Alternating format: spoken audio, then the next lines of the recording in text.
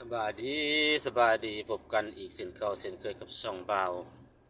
เราหนุ่มลาวคนเอ้ยตอนเช้า6:48 นาทีแล้วทุกคนเลยเดินทางต่อเดินทางอีกสำหรับเช้าวันอังคารเนาะวันที่เช้าเท่าใดวันเช้าเก้า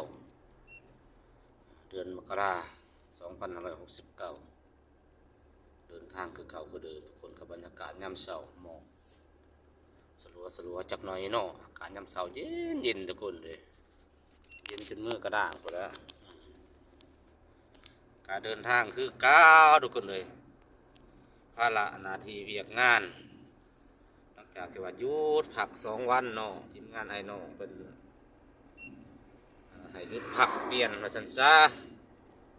ทำก็เดินทางอีกคนแหละจุดหมายปลายทางกับประมาณ9 โมงเนาะคอยไปคอยมาชายแดนลาวเบียดชายแดนลาวบ่าวบ้านแดนสวรรค์เนาะโอเคทุกคนโอเค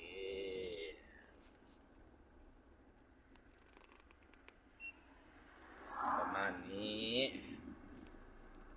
ไปต่อไปต่อ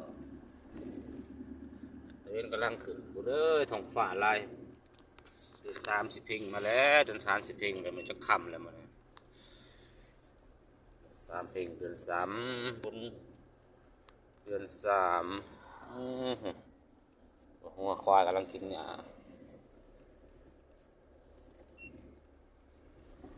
บรรยากาศยามเช้าเย็นสบายไปใส่กันลงไปแต่เช้าแต่เสี้ยวทุกคนเลยไปสวยผัดแดดผัดว่าบริษัทคูณไส้เนาะบริษัทดังเดิมแต่ข้าวใดแดดจะข้าวอันบ่อเมืองคำเปิดสัมวานะคือหนูตัวนี้ลงไปหันเป็นบ้านน้องกระแดงทุกคนน้องกระแดงจุดที่มันก็จะจัดงานแข่งเรือแต่ละปีแล้วนี่แหละ บ้านน้องกระแดงแหละเวลาจะเกิดสิขับไปถ่ายเอาวิวหรือว่าธรรมศาสตร์หายเนาะน้องกระแดงโอเคทุกคนมาคนนี้ก็ขอจบคลิปลงเพียงเท่านี้ก่อนแล้วเดินทางต่อ